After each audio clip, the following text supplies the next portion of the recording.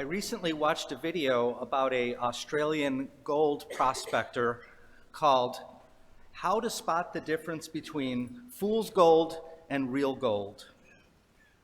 And he literally had a jar of gold nuggets that he had sifted out of a river that were worth $1,500.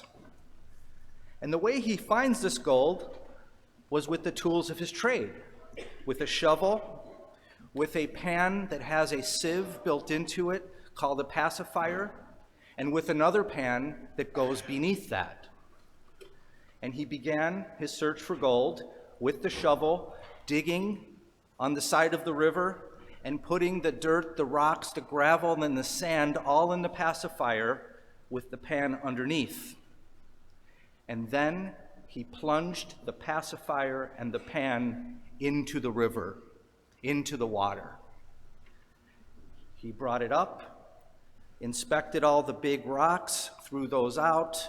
Most of the sand and the gravel had gone to the bottom. He removed the sieve and then started to sift in the water. And as he's sifting in the water, the lighter stuff floats to the top and goes off into the river, but the golden nuggets, which are heavier than the gravel and the sand, stay on the bottom of the pan. And the way you tell the difference between the real gold and the fool's gold, which is actually a rock called pyrite, is by the color. Real gold always has a gold color. When you look at it from every direction or move it around, it always has a gold color, no matter what kind of light is on it, whether it be natural or artificial. When you look at pyrite and you move it around and look at it from every angle, it changes from gold color to brown. So you know it's not real gold. And also, pyrite is brittle and it breaks, whereas gold is malleable and does not break. It seems to me that this whole process of sifting for pure gold can be explained as a process of scrutinizing the terrain. And to scrutinize is defined as to examine closely and minutely, to inspect, to check something out, to scan, study, or survey. And so we scrutinize our elect today, Pong and Evan. We scrutinize them today.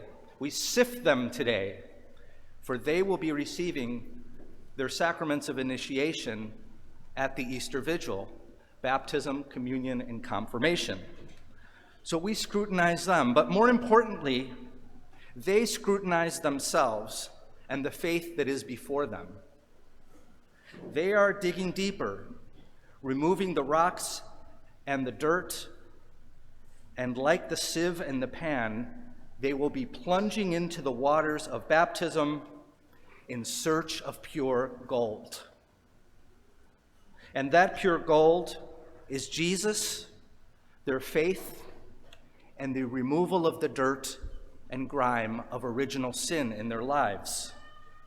And with this comes the recognition of the fool's gold in their lives that is lackluster, brittle, and breaks.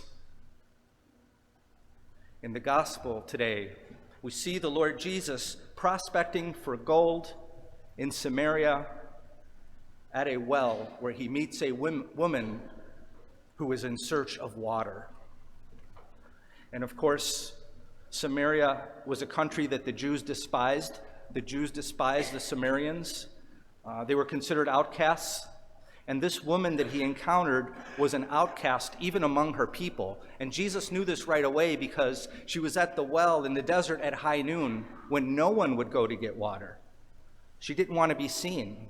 She was full of shame. Usually people would go in the morning or in the evening. So Jesus knew something was up when he encountered her. She had a lot of shame in her life. She had 5 husbands, and so she was basically hiding.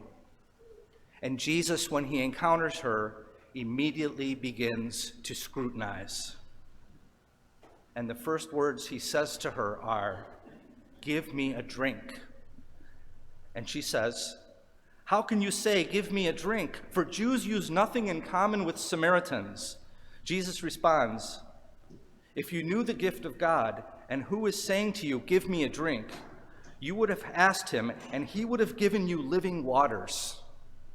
Everyone who drinks this water will be thirsty again. But whoever drinks the water I shall give shall never thirst." She responds, "Sir, give me this water so that I may not be thirsty or have to come here to draw water." Then she says, "I know the Messiah is coming, the one called the Christ."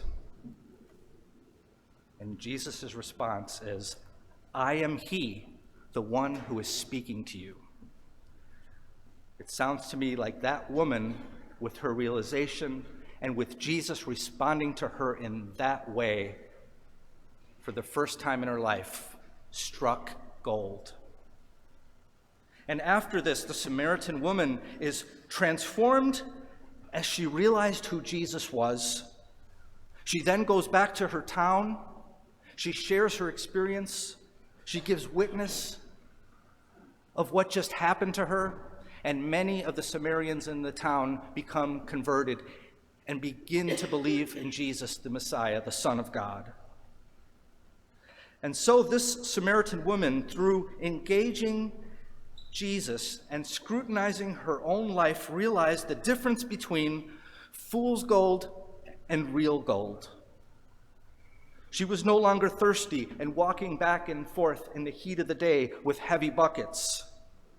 And her life was no longer lackluster, brittle, and broken, but shining and beautiful from every angle.